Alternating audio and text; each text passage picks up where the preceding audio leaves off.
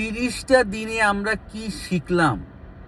30টা দিন রোজা রেখে না খেয়ে আমরা শুধু কি নিজের স্বাস্থ্য কমালাম, না কি শিখলাম আমরা যে রোজা শেষ না হতেই আফটার 1 ঘন্টা পরে আমাদের মিউজিক ফেস্টিভ্যাল, চাঁদ রাত অনুষ্ঠান? Can you imagine that?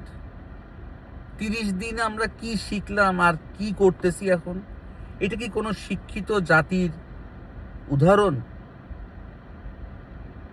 আমরা আসলে নামে মুসলিম, আমাদের বাপ মা মুসলিম ছিলেন, সেই সুবাদে আমরা মুসলিম হয়েছি। এখনো পর্যন্ত আমরা ওভাবেই মুসলিম অনুযায়ী আমরা চলতেছি, কিন্তু আসলে এটাকে মুসলিম বলে না। আপনাদের থেকে ওই নাস্তিকগুলো অনেক ভালো, যে যারা ওপেন বলে আমরা নাস্তিক, আমরা কোনো ধর্মকেই মানি না।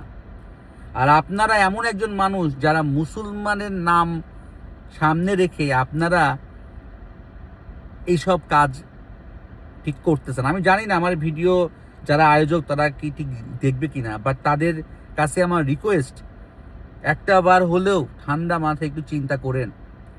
যা করতেছেন সব কিছুর জন্য কিন্তু হিসাব দেওয়া লাগবে।